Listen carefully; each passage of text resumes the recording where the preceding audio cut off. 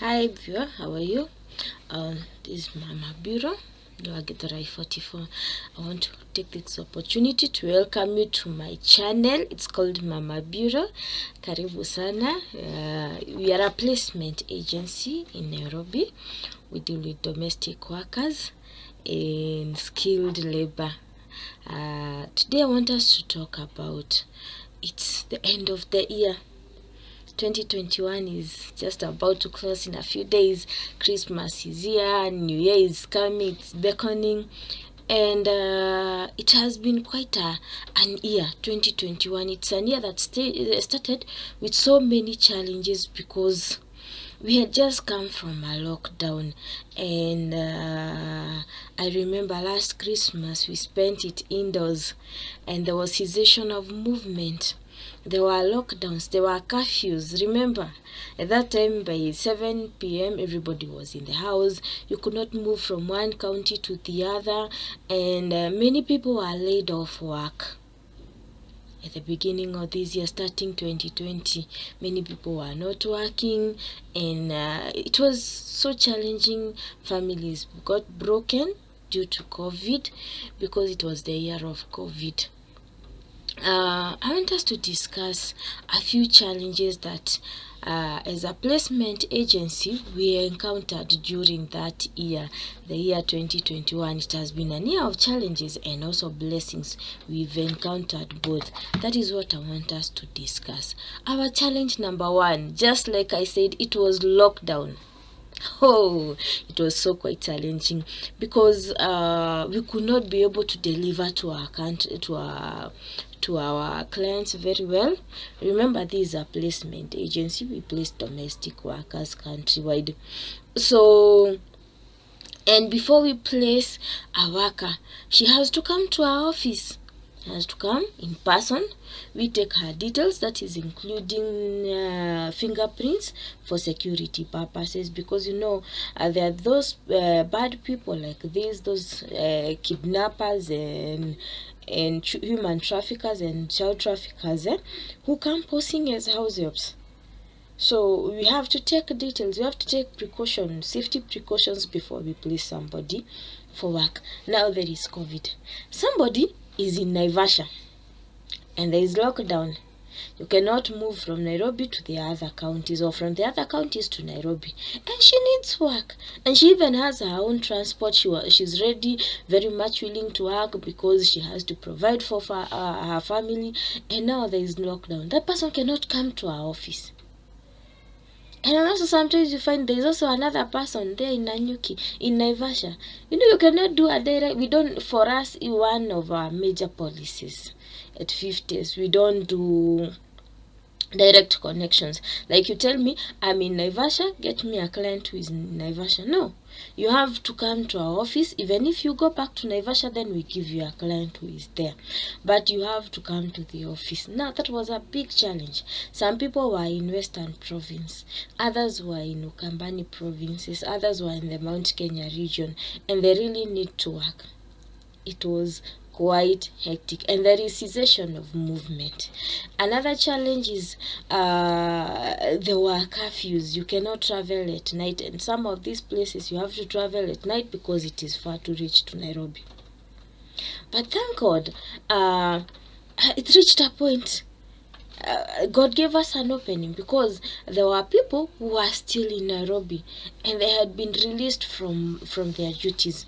So like somebody maybe was working in a hotel, in a restaurant, at a wholesale shop, and they have closed, or at a company. Others were even working for big companies. Some were even teachers working for private schools.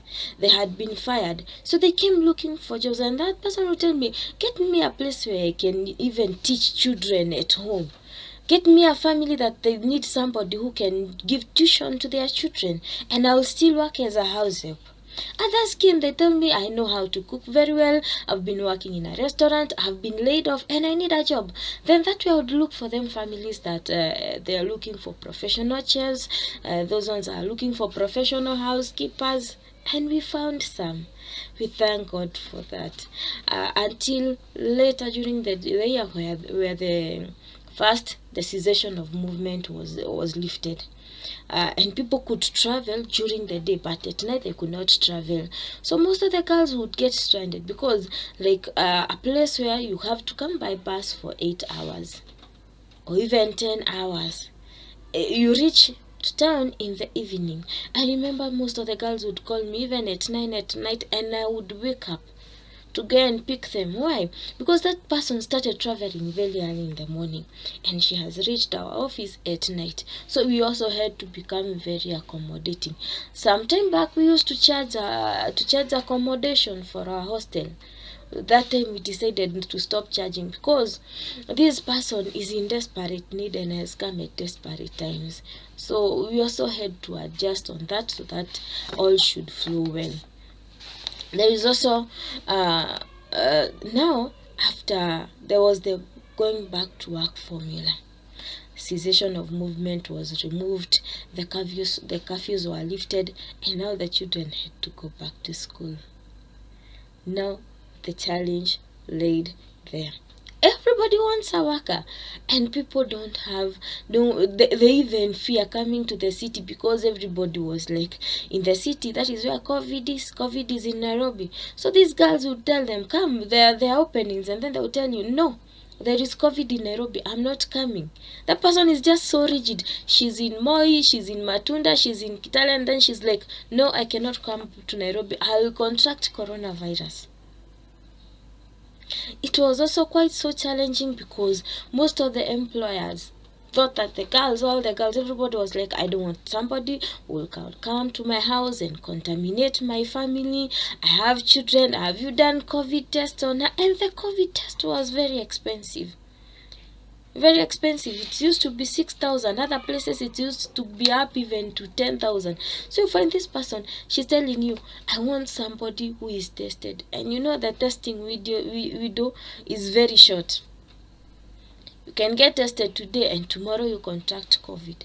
And the tests are very expensive. But some of the clients were willing to go to cater for the tests, and others were not willing. And there was that conflict between who is to bring COVID into the house. And girls will not be given even their off days. Off days, if you tell every client was like, I don't want a girl who wants off days. Can you imagine somebody working 24/7, 24 hours in 7 days? Some people would take advantage. There are those people who tell the girl, it is okay, there is COVID. I want us to come to an agreement. Like, you won't be going out on your Sundays, but you can rest. But others would take advantage of that. The girl would work 7 days in a week without resting. Just in the name of COVID, you cannot go out. And even up to now, most of the girls, they don't go for off days. And you know, remember, when you're employing a domestic worker, this is a human being. She has her own needs. She has family. She has friends. She needs to go to church. She needs to go and unwind. Because imagine if it were yourself, you're going to the office from Monday to Monday. And these girls, in most of the homes, they wake up. Some clients tell me they want a girl who wakes up at 4 and sleeps at 11. So imagine somebody who is waking up at 4 and sleeping at 11 p.m. because that is when her work is over, and that person doesn't have even a single resting day. Some of them would burst. They would just come to the office and tell me, enough is enough, I don't want this work. I'll ask her why. There's no resting time. This person, if I tell her that I want to go at least once in a month, or after 2 weeks I go out and then I come back, that person is telling me I'll bring COVID. And yet the person who is telling you bring COVID goes out on daily basis. Some even come home drunk. And they'll tell the girl, when you go to church, when you go out, when you go to the market, when you go to refresh, you'll bring us COVID. It's corona times were very, very, very challenging. It's one of the major problems that we had, because you find some girls are willing to work, but they are not willing to work without those off days 24/7, and yet others were taking advantage of our workers during that time. The holidays, Now there was the return to work formula and the kids had to go to school. Now conflict came. Because the holidays are very short, even right now as we are talking, because most of the schools have been closing since yesterday and today. This holiday the kids are going home and it is Christmas only for around 10 days, and then after those 10 days the kids are going back to school. And this worker that you've employed, the person who has been taking care of these kids, is supposed also to go and see her family because she has kids. Remember, the girls that we employ to take care of our kids, they also have children at home. And this person also needs to go and see her children because her children are closing for some few days and they also go back. And she's from far. She's from the western region. Others are from the coastal region. A place where you have to travel overnight. Go stay for some few days. Go do shopping. Enjoy Christmas with your family. I foresee a challenge coming. And I'm saying that because from 26, because even right now we don't have girls. Most of them, the traffic is heavy going to the villages. Everybody is saying, I'm going for Christmas break. Because last year they did not go for Christmas break. Don't forget that. Most of the girls last year did not go for Christmas break. So this year, they want to go. And schools are opening on that is the first week of January. And traffic will be very heavy coming back to Nairobi, and the buses will be very expensive. So I foresee a challenge coming, a very big challenge.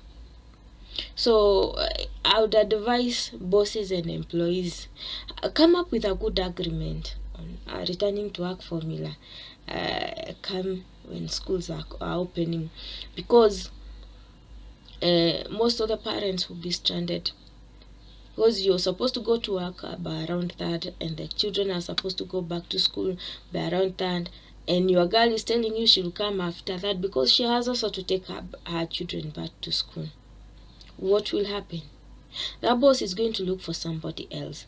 And then this girl, when she comes back, maybe around 8, she'll find that she has been fired. Her job has been taken by somebody else.